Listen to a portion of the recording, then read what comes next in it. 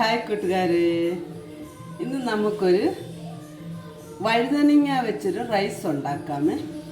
ഇത് നമ്മുടെ നാട്ടിലെ വഴുതനങ്ങ എന്ന് പറയും, ഇവിടെ ബദനേക്കായ എന്ന് പറയും, തമിഴിലെ കത്തിരിക്കായ എന്ന് പറയും. അപ്പം നമുക്കിത് വെച്ചിന്നൊരു റൈസ് ഉണ്ടാക്കാം. റൈസ് ബാത്ത്, വാങ്കി ബാത്ത് എന്ന് കന്നഡയിൽ പറയും. അപ്പോൾ അതെങ്ങനെയാണെന്ന് കണ്ടു നോക്കാമേ. നമുക്കിത് ചെറുതായിട്ട് കട്ട് ചെയ്തിട്ട് വെള്ളത്തിനകത്തൊട്ടിട്ട് ഇതിൻ്റെ ഈ ഇച്ചിരി കറയൊക്കെ ഉണ്ടല്ലോ അതൊക്കെ ഒന്ന് പോയി കിട്ടുന്ന രീതിയിൽ നമുക്കിതൊന്ന് കട്ട് ചെയ്ത് വെള്ളത്തിനകത്തിട്ട് കഴുകിയെടുക്കാം.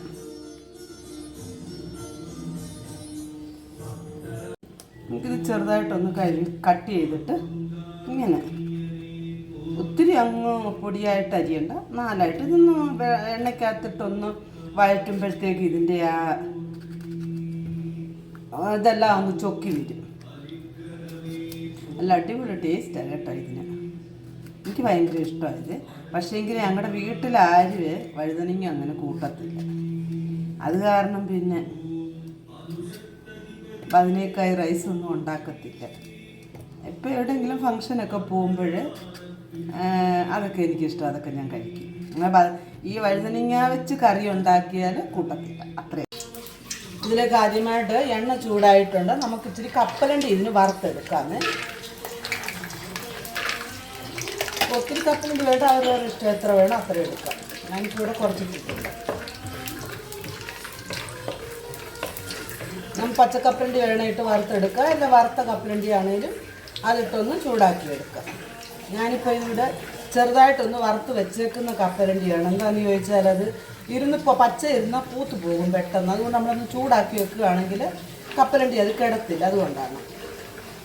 അപ്പോൾ ഇത് നന്നായിട്ട് മൂത്തിട്ടുണ്ട്. നമുക്കൊരു പാത്രത്തിലേക്ക് കോരി മാറ്റാം. വെള്ളം വാലാൻ വെച്ചിട്ട് നമ്മുടെ വഴുതനങ്ങ ഉണ്ടല്ലോ അത് നമുക്ക് ഈ എണ്ണയ്ക്കകത്തോട്ടിട്ട് നന്നായിട്ടൊന്ന് വഴറ്റിയെടുക്കാം.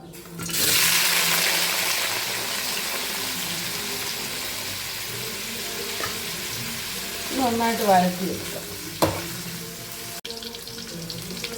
നമ്മുടെ വഴുതനങ്ങ എല്ലാം ഇവിടെ വെന്ത് നന്നായിട്ട് മൂത്തെന്ന് പറഞ്ഞാൽ അത് ചൊക്കണമല്ലോ. ചൊക്കി അതിൻ്റെ ആ പച്ചമണം എല്ലാം പോയി നന്നായി വഴന്ന് വന്നിട്ടുണ്ട്. ഇത് നമുക്കിനി ഒരു പാത്രത്തിലേക്ക് കോരി മാറ്റാം.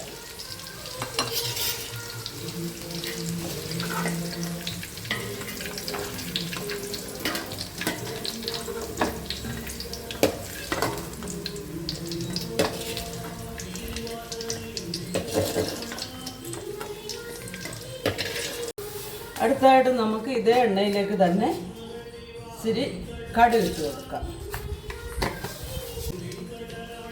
ജീരകം, കറിവേപ്പില,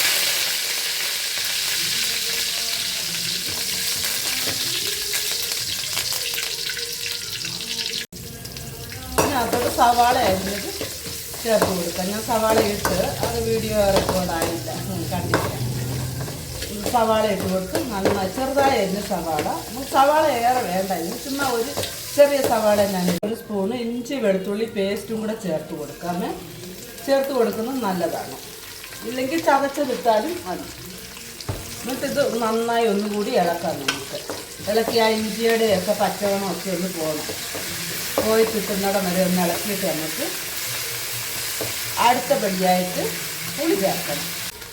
ആ ഇഞ്ചി വെളുത്തുള്ളി എല്ലാം നന്നായി ഒന്ന് പച്ചമണം മാറി കിട്ടിയിട്ടുണ്ട്. നമുക്കിതിനകത്തോട്ട് നമ്മൾ വഴറ്റി വെച്ചിരിക്കുന്ന വഴുതനങ്ങ അത് ചേർത്ത് കൊടുക്കാം. ചേർത്ത് കൊടുത്ത് നന്നായി ഒന്നുകൂടി ഇളക്കാം. അതിനകത്ത് ഇഞ്ചി വെളുത്തുള്ളിയും വഴുതനങ്ങയും എല്ലാം നന്നായി ഒന്ന് വേഗം.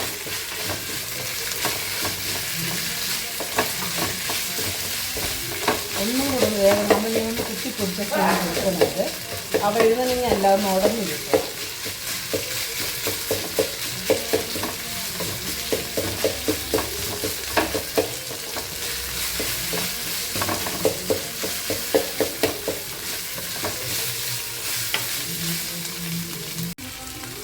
അടുത്തതായിട്ട് നമുക്ക് ഇതിനകത്തോട്ട് പുളിവെള്ളം ചേർത്ത് കൊടുക്കണം. ഞാൻ ഓൾറെഡി പുളി ഇവിടെ വെള്ളത്തിനകത്ത് കുതിർക്കാൻ വെച്ചിട്ടുണ്ടായിരുന്നു. അപ്പോൾ അവരവർ എത്ര റൈസ് എടുക്കുന്നോ എത്ര ക്വാണ്ടിറ്റി വേണോ അതിനനുസരിച്ച് പുളി എടുക്കാം. പുളി എല്ലാം അവരവർക്ക് ഇഷ്ടമാണ്. ഏറെ പുളി വേണമെന്നവർക്ക് ഏറെ പുളി എടുക്കാം, കുറച്ച് പുളി വേണമെന്നവർക്ക് കുറച്ചെടുക്കാം. അപ്പം ഞങ്ങൾക്കിവിടെ ടോട്ടലി വന്നിച്ചിരി പുളി കുറവാണ്. അത് ഞാൻ ഇച്ചിരി പുളി എടുത്തിട്ടുണ്ട്. ഇതിന് ഇച്ചിരി പുളി ഉണ്ടെങ്കിലേ ഈ റൈസിന് ഇച്ചിരി ടേസ്റ്റ് വരത്തുള്ളൂ. അപ്പം ഞാൻ ഇവിടെ കലക്കി വെച്ചിരുന്ന് അത് എടുത്തൊഴിച്ച് കൊടുക്കാം.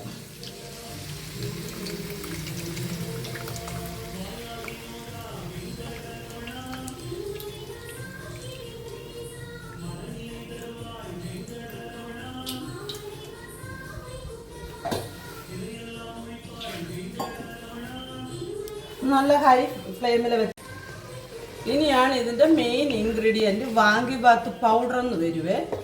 ഞാൻ ഇപ്പോൾ ഇത് കടയിൽ നിന്ന് മേടിച്ച പൗഡറാണ്, ഞാൻ വീട്ടിൽ തയ്യാറാക്കിയതല്ല, കടയിൽ നിന്ന് മേടിച്ച പൗഡറാണ്. നമുക്ക് ആ പൗഡർ ചേർത്ത് കൊടുക്കുക. ഞാനിപ്പോൾ ഇവിടെ ഒരു 2 സ്പൂൺ എടുത്തിട്ടുണ്ട്. എന്നിട്ട് നമുക്ക് നന്നായി ഒന്ന് ഇളക്കി യോജിപ്പിച്ചിട്ട് ഉപ്പിട്ട് കൊടുക്കാം.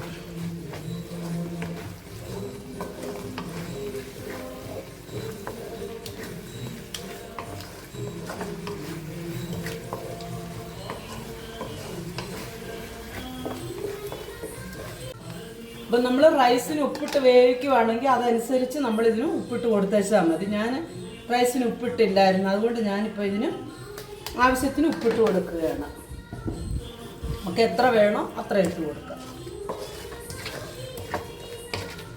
ആ പൗഡറിൻ്റെ പച്ചമണം എല്ലാം ഒന്ന് പോയി കിട്ടണം. നന്നായിട്ടൊന്ന് വഴറ്റിയെടുക്കണം.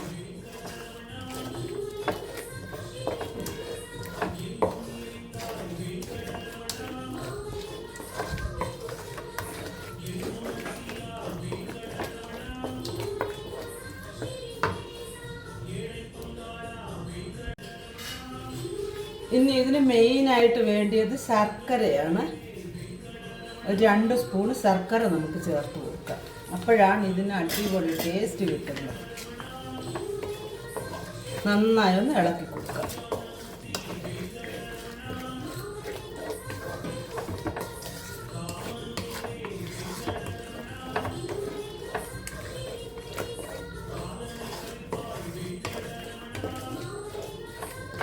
അപ്പം നമുക്ക് നോക്കാം ഉപ്പും പുളി മധുരവും എല്ലാം ഉണ്ടോ നോക്കണം.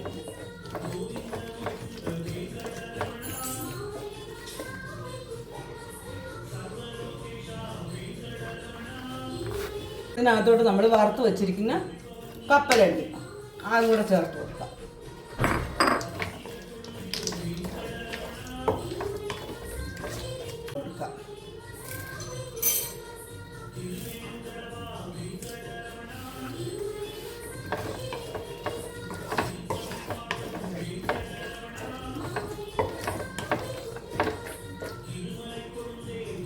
നമ്മുടെ വാങ്കിബാത്ത് ഗൊജ്ജ് ഇവിടെ റെഡി ആയിട്ടുണ്ട്. നമുക്കിനി ഇതിനകത്തോട്ട് റൈസ് മിക്സ് ചെയ്യാം. റൈസ് നമ്മൾ ബാസ്മതി റൈസ് അല്ലെങ്കിൽ നമ്മുടെ ജീര റൈസ് അങ്ങനത്തെ റൈസ് വേണം എടുക്കാൻ. നമ്മുടെ നാട്ടിലെ മട്ടേരിയുടെ റൈസ് എടുത്താൽ അതിനിത് സെറ്റാകത്തില്ല. പിന്നെ ഇനിയൊന്ന് ഞാൻ ഡ്യൂട്ടിക്ക് പോയി വന്നപ്പോഴത്തേക്ക് എൻ്റെ ഹസ്ബൻഡായിരുന്നു ചോറ് വെച്ചത്. പുള്ളിക്കാരൻ ഇച്ചിരി കുക്കറി വെച്ച കാരണം നമ്മൾ 75-80% വേവിക്കാവുള്ളൂ. പുള്ളി ശരിക്കും അങ്ങ് വേവിച്ചു കൊടുത്തു. അതിൻ്റെതായ ഒരു ചെറിയ ഒരു ഇത് കാണും കേട്ടോ. നമുക്കിതിനകത്തോട്ട് റൈസ് ചേർത്ത് കൊടുക്കാതെ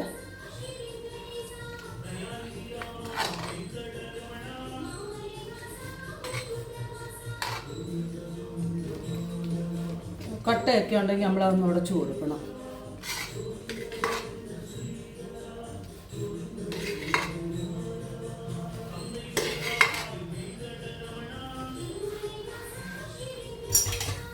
നന്നായിട്ടൊന്ന് ഇളക്കി യോജിപ്പിക്കാൻ നമുക്ക്. അപ്പോൾ ഇതിനകത്ത് തേങ്ങാപ്പീര വേണമെന്നുള്ളവർക്ക് തേങ്ങാപ്പീര ചേർത്ത് കൊടുക്കാതെ, പക്ഷെങ്കിൽ ഞാൻ ചേർത്തിട്ടില്ല.